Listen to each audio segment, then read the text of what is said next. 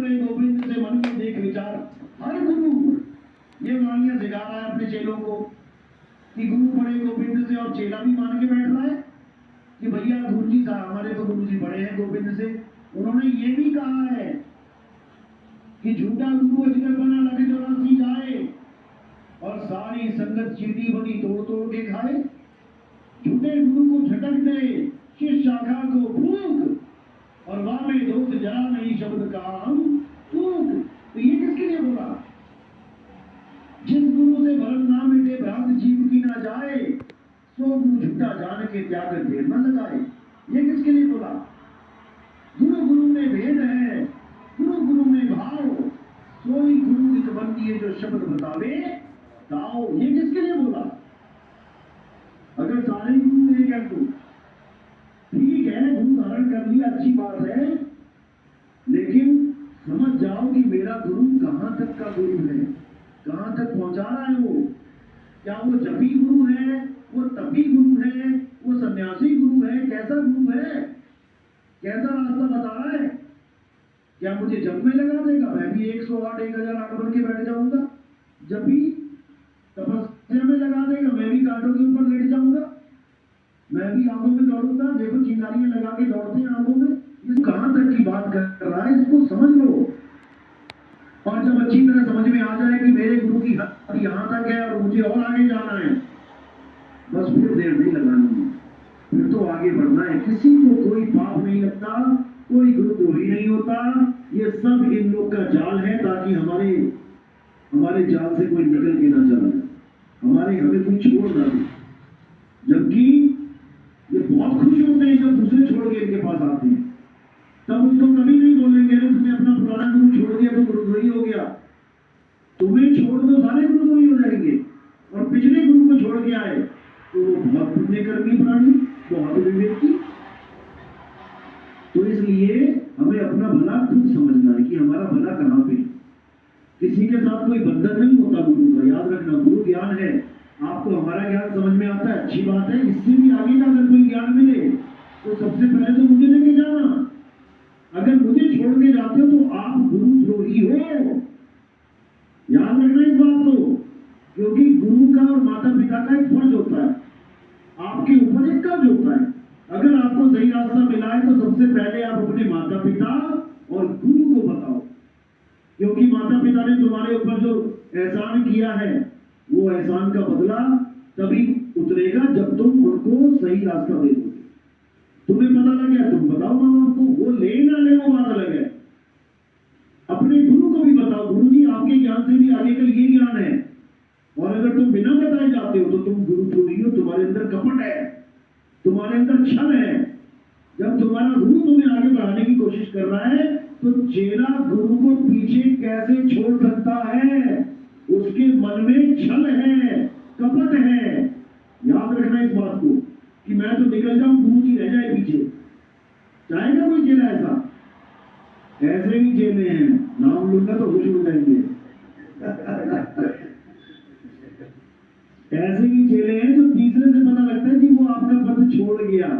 फिर मैं पूछता हूँ भाई कहाँ गए? वो कहते हैं गुरु जी इनका सत्संग सुन रहा था। मैंने कहा तुम्हें मुझे क्यों भूल गया? मुझे क्यों भूल गया? तुझे सबसे पहले मुझे बोलना चाहिए था। फिर मैंने उसको बताया कि वो बेटा वो ऐसे ऐसे बताता है, समझ में तो आ गया, लेकिन अब क्या करें, अब क्या करें? तो मैं बोलता हूँ उस गुरु से मेरी चर्चा तो करवा दो एक बार। गुरु जी किसी से बात नहीं करते, गुरु जी तुझसे बात कर लेते हैं, हमसे बात नहीं करेंगे। क्यों? क्योंकि पता है फिर क्या होने वाला है। दिक्कत ये है। भ्रमित क्यों होते हैं ये भी बता देता हूं मैं। भ्रमित इसलिए होते हैं क्योंकि कबीर साहब की, गरीबदास जी की कुछ नीचे लेवल की वाणियां नहीं है।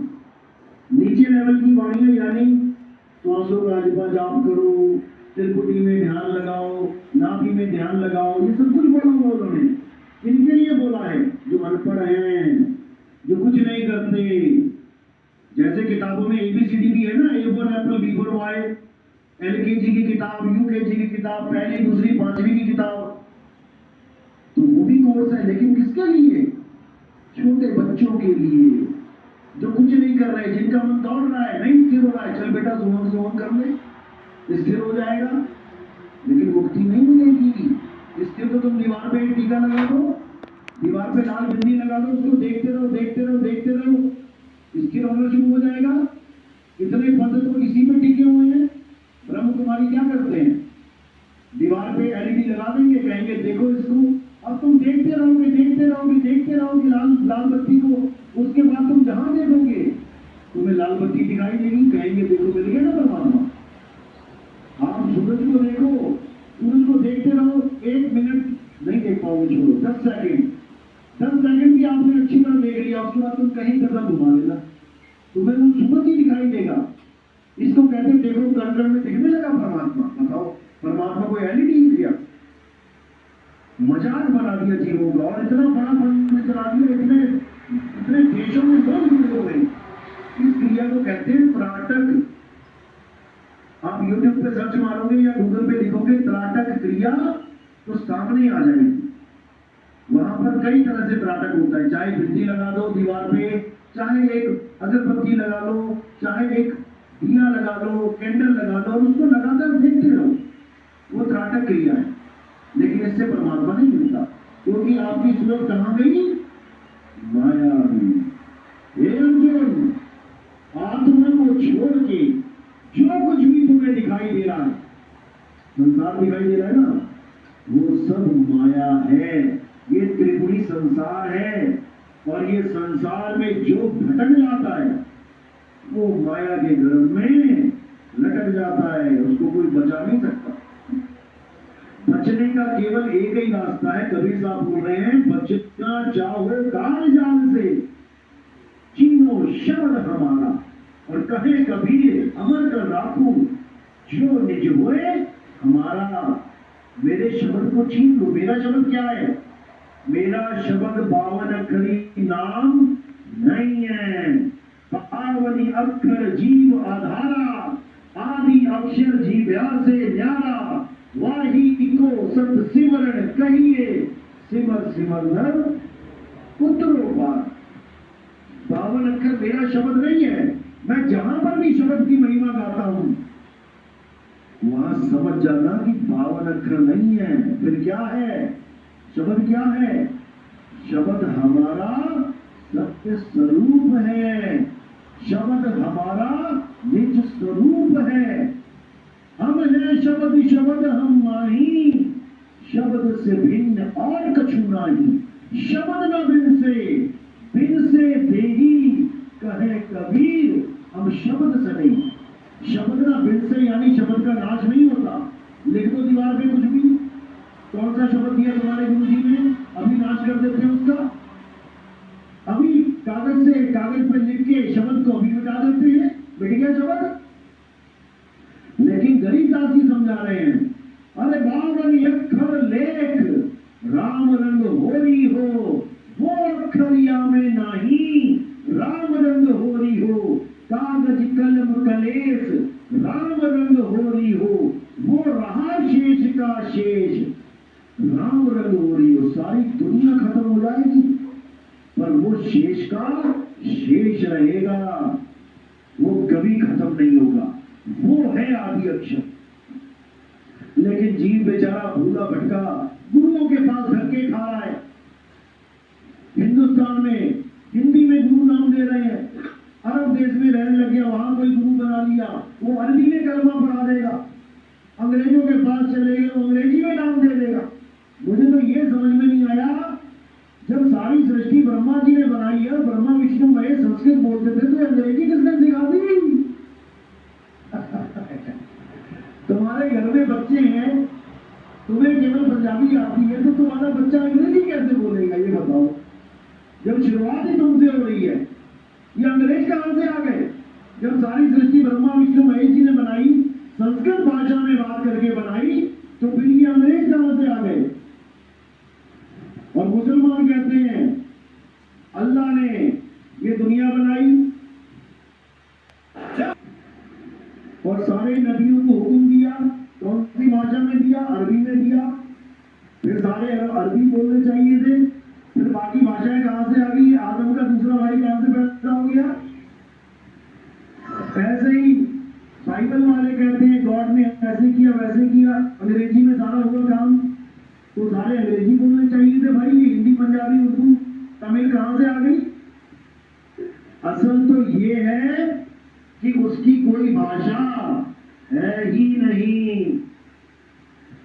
भगवान गॉड अल्लाह वाहिगुरु कितनी भाषाओं का ज्ञाता है, और अगर उसने अपना प्रचार किताबों के द्वारा ही करना था, धार्मिक ग्रंथों के द्वारा ही करना था, तो सारी दुनिया में एक ही भाषा रखता, सारी दुनिया में एक भाषा रखता और एक नबी को भेज देता, सारी दुनिया को वो जगा देता। फिर क्यों ट्रांसलेशन के चक्कर में पड़े हुए हो?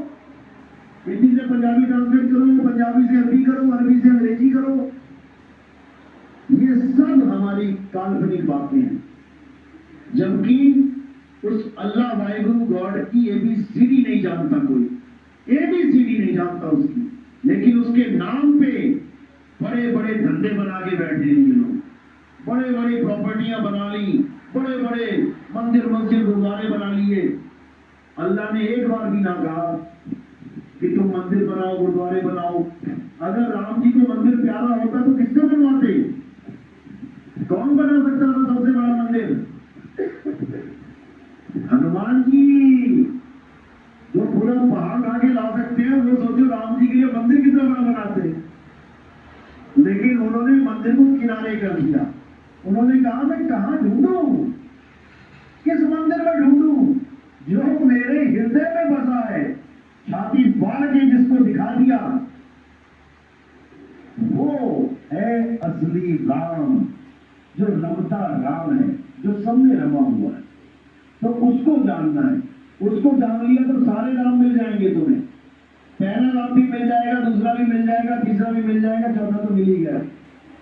तो उस राम को जानना है। चलो आज का सत्संग यही समझ